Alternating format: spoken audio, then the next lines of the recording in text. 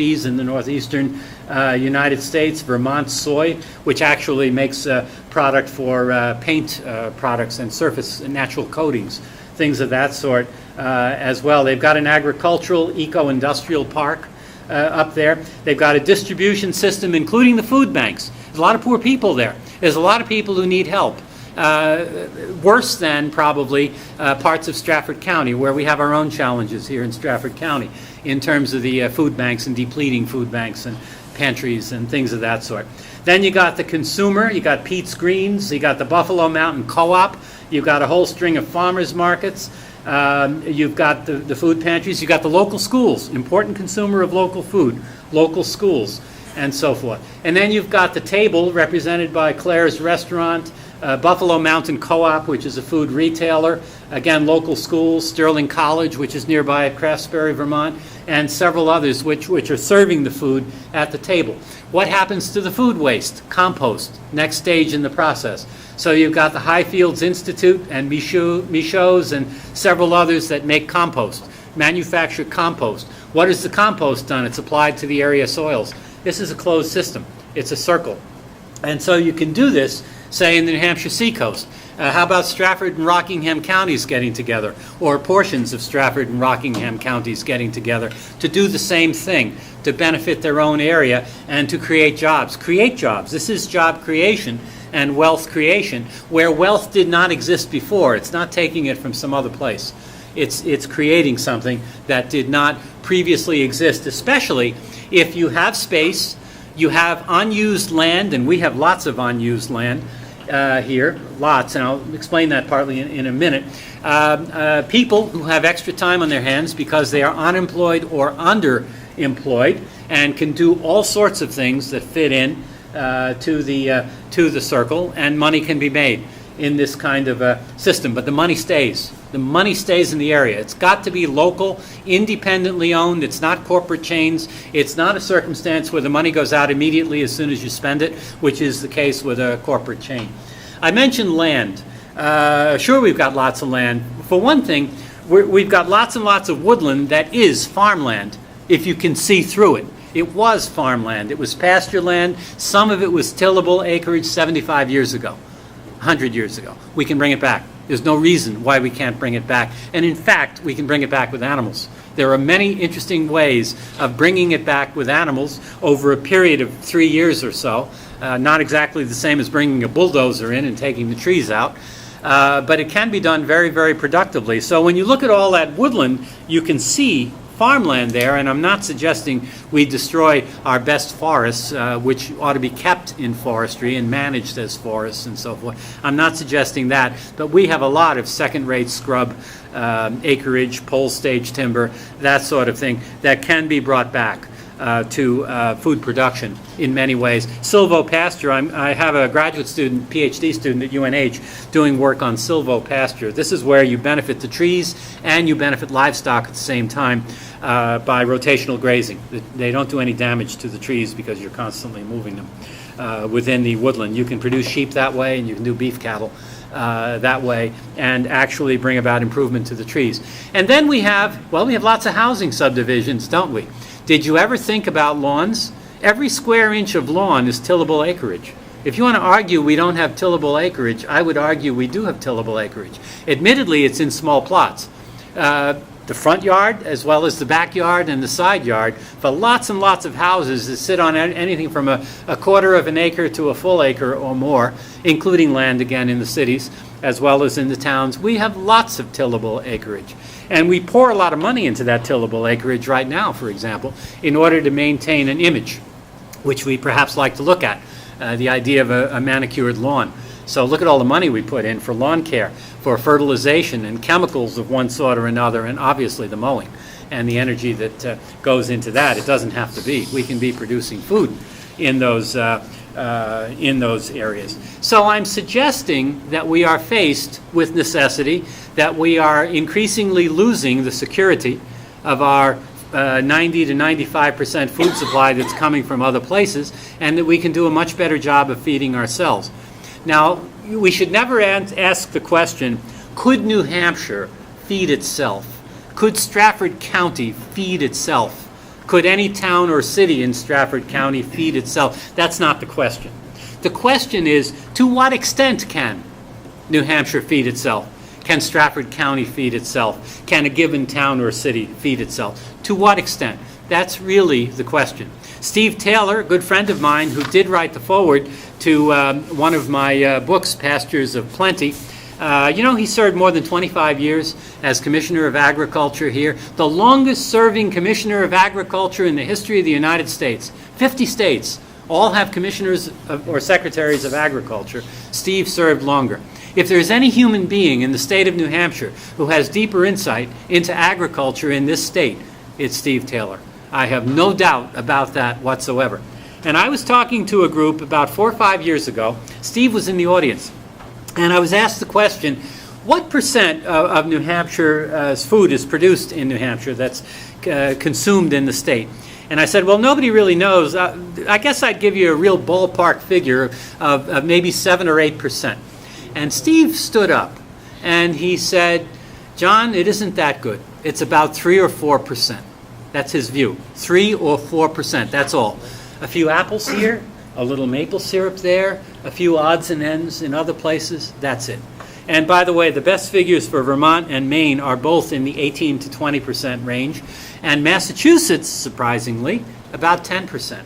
Massachusetts does better than twice New Hampshire in food production. Reason for that is the Connecticut Valley, or what they call the Pioneer Valley. Best fertility of soils in all of New England. And so Massachusetts is very, very blessed, very endowed with great soil, in spite of the fact that it's got lots of people, lots of cities, lots of urbanization, suburbanization, and so forth. But New Hampshire is in really rough shape if it's only 3 or 4%. I think we're better than that now, but this is about 5 years ago. So maybe we're up to 6 or 7 now. But could we go to 20? What would it take? Could we go to 30? Could Maine, at about 20% now, could they go to 60? Could they go to 70? Nobody's talking 100%. But how far could they go? How far could Vermont go? How far could Massachusetts go? How far could any county or town or city you want to mention go in terms of producing local food and a great diversity of local food to be marketed in the immediate area? Local food for local people, whether it's through farm stands, farm stores, farmers markets, winter and summer, CSA arrangements, private arrangements of one sort or another. What were those numbers 50 or 70 years ago? The percentage of... Well, it obviously would have been much higher. Right. And it's often said, I can't answer your question directly, but it's said that during the time of the Great Depression in the 1930s, there was probably not a single American who wasn't related to a farmer or who had a close friend who was a farmer. And that's exactly the opposite these days. Almost no American knows a farmer. Almost no American is related to a farmer. If you look at the average population across the whole country, we flip-flop tremendously. So the answer to your question has to be that we were doing significantly more. Now, I think the agricultural historians say we peaked around 1910 in New Hampshire in terms of food production. That's long after the merino sheep era, which was the 1820s to the 1840s, but that really was industrial agriculture. Depending on world markets, that collapsed once the market collapsed very, very fast. But for food, I'm told from the ag historians about 1910 would have been probably the peak here. So the question is, could we then go back to the earlier 20th century from the point of view of food production? Admittedly, far fewer people lived in the state in those days. We know that. And we're not talking about feeding every mouth. And we're not talking about worrying about orange juice or coffee or other delights that we like that we cannot produce here. We're not even talking about doing without anything of that sort. Not at all. But we are talking about some higher degree of seasonality and some respect for the fact that there are seasons to things, that you can't have everything you want every day of the year. That being said, I enjoy fresh lettuce grown here in New Hampshire in January and not grown with fossil fuel, because I can go to the farmer's market in January and get fresh lettuce grown in a greenhouse, but a greenhouse that is based on the systems that Elliott Coleman and others have developed that involve no fossil fuel at all. They capture the solar energy and match that with the energy coming up from the earth, and you can create circumstances where cold season crops, not tomatoes, but cold season crops can be grown in the New Hampshire climate in January without burning oil or other fossil fuel, propane or any other form of fossil fuel. We can do it, and if we wish to do it. So I can even have that. But the question is, of course, do we have to have all of those things, or do we need to go back to a higher level again of canning and preserving and things of that sort? And by the way, the mention of things like canning and preserving, as well as gardening and small-scale agriculture, does bring up the question of cooperative extension, and it does bring up the question of the conservation district. And anybody in the state of New Hampshire who is interested in these subjects knows what Strafford County did. And I will add the foolishness of that decision, saving a few bucks at a time when we have a greater need than ever for the tiny amount of money that those people represent in those little offices, whether it's cooperative extension or the conservation district. The irony is we could have afforded to get rid of them and save the money 20 years ago more than we can afford to do that now, because we have a population that's shifting rapidly back to the very services that they're the best at offering, and they're, of course, both experts at grassroots because they're at the county level rather than statewide agencies and things of that sort. So if you want to talk about public investment, there's where you put your money in those things, because they don't represent a very great deal of money.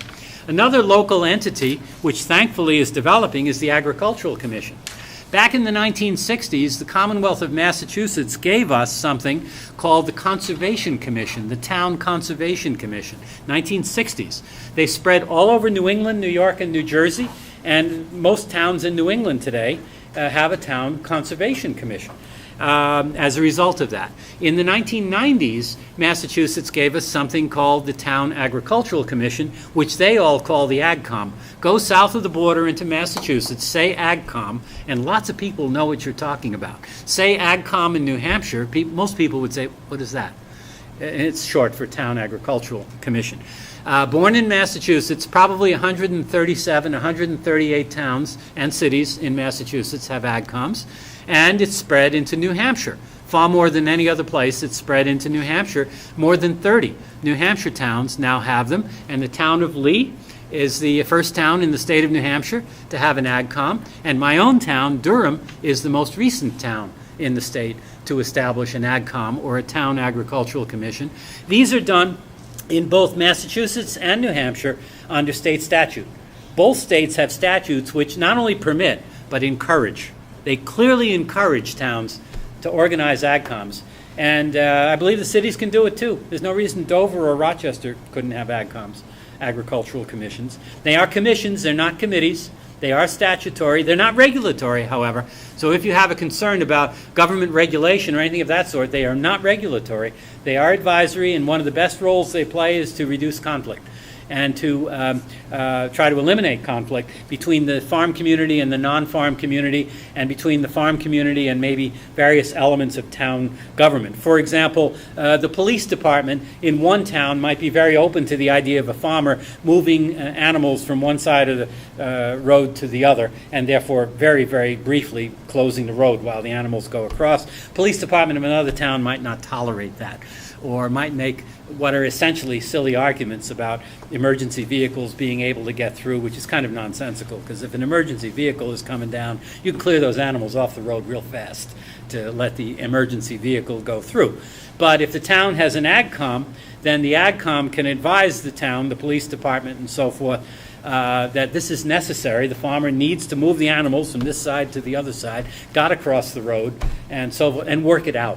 Work out all kinds of conflict or potential conflict between neighbors, issues with the zoning board, all of that sort of thing can be worked out for the principal purpose of promoting food production. And that's the point. We're not talking about promoting commodity agriculture so that somebody can make big fat profits at the expense of somebody else. It has nothing to do with that at all. And we're not talking commodity agriculture in any of our towns or cities. I mean, there's a little bit of it in New England. Vermont dairy has got some. Maine potatoes still have some. Some of the cranberry and blueberry industry is still industrial scale. But there's not much in New England. It's mainly local agriculture for local markets. Yeah. Could you talk a little bit about how you could see this hub developing in this area? A hub? Yeah. Yeah. Obviously, it requires people getting together to organize it.